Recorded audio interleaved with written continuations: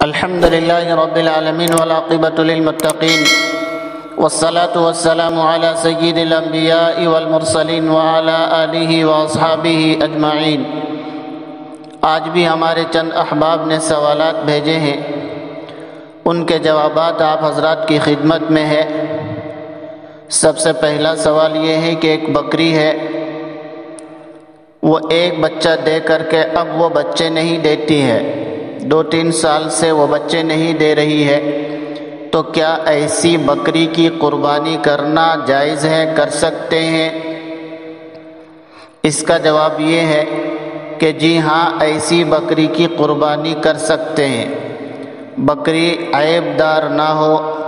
سب ٹھیک ٹھاک ہو، صحت مند ہو، تندرست ہو، تو ایسی بکری کی قربانی کر سکتے ہیں۔ بچہ نہ دینا یہ قربانی کے لیے مانع نہیں ہے، یعنی وہ بکری یا وہ جانور جو اب بچہ نہ دیتے ہوں، جو بانجھ ہو گئے ہوں، ایسے جانوروں کی قربانی ہم کر سکتے ہیں، اجازت ہے۔ اگلا سوال یہ ہے کہ جس جانور کے پاؤں 5 ہو گئے ہوں، 4 پاؤں معمول ہوتے ہیں، بکری ہو یا گائے وغیرہ ہو، جو بھی ہو، لیکن ایک جانور کے 5 پاؤں ہیں، تو کیا ایسے جانوروں کی قربانی کر سکتے ہیں؟ یاد رکھیں، اس کا جواب اس طرح سے ہے کہ جن جانوروں کے اعضاء بڑھ گئے ہوں، جسم کا کوئی حصہ زائد ہو،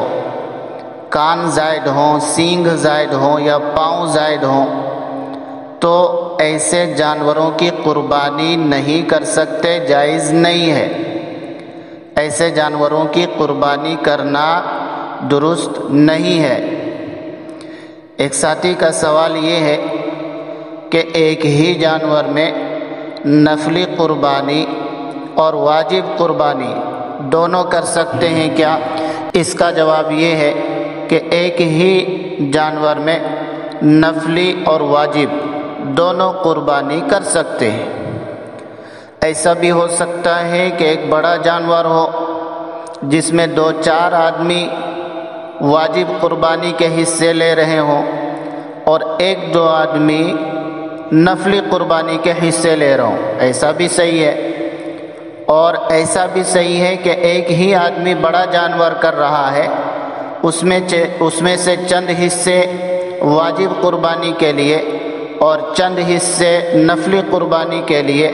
یہ بھی صحیح ہے، ایسا بھی کیا جا سکتا ہے۔ اگلا سوال یہ ہے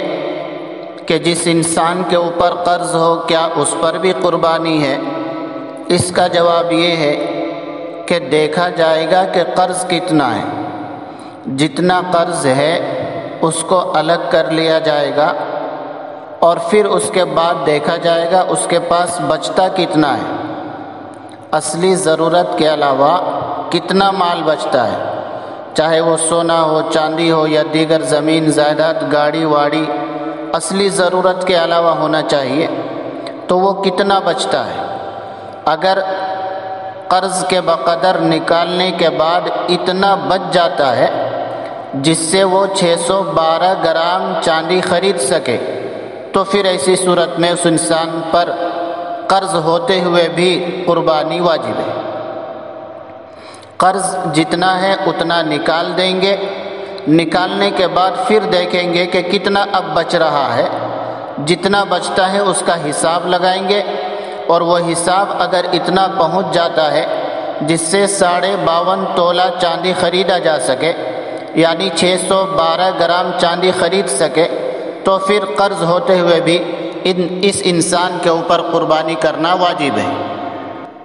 اگلا سوال ایک زیور کے بارے میں ہے کہ شادی بیاہ کے موقع پر جو دلہن کو زیور ملتا ہے،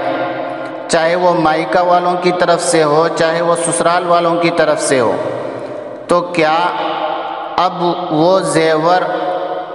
دلہن اس کا مالک بن جاتی ہے، وہ لڑکی اس کا مالک بن جاتی ہے، یا شوہر اس کا مالک ہوتا ہے؟ یاد رکھیں، جو شادی وغیرہ میں زیورات دیے جاتے ہیں، چاہے وہ مائکے والے کی طرف سے ہو، چاہے وہ سسرال والوں کی طرف سے ہو، اس میں یہ ہوتا ہے کہ وہ دلہن اس کا مالک بن جاتی ہے، وہ لڑکی اس کا مالک بن جاتی ہے۔ اب اگر یہ زیورات، یہ سونے چاندی کی تمام چیزیں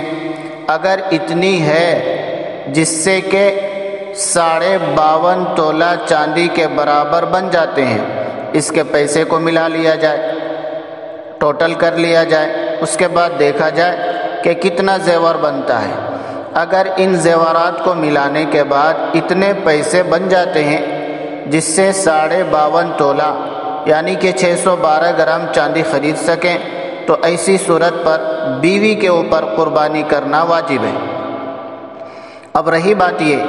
کہ بیوی کے پاس زیورات تو ہیں اور اتنے ہیں جس سے قربانی واجب ہو جاتی ہے، لیکن پیسے نہیں ہوتے، پیسے نہیں ہیں تو قربانی کس طرح سے کیا جائے؟ یاد رکھیں اس بارے میں، آپ کے اوپر قربانی واجب ہے،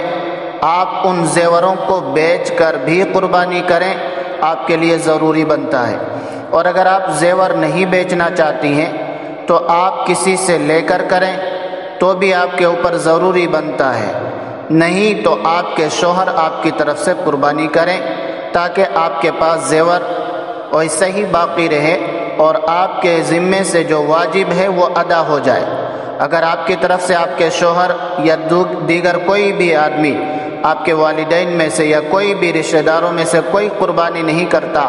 اور آپ اس نیت سے نہیں کرتی کہ میرے پاس خالی زیور ہے، رقم یا نقد پیسے نہیں ہیں، تو ایسی صورت میں آپ کے اوپر واجب باقی رہ جائے گی۔ واجب کے لیے ضروری ہوتا ہے کہ یہ یا تو آپ اسی سے زیور کے پیسے سے بیچ کر قربانی کریں یا پھر آپ کی طرف سے کوئی دوسرا قربان کر دے، تب جا کر واجب ادا ہوتی ہے۔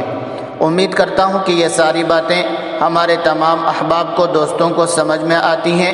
اللہ رب العزت مجھے اور آسان کر کے آپ حضرات کے سامنے پیش کرنے کی توفیق دے، آمین۔ السلام علیکم ورحمۃ اللہ وبرکاتہ۔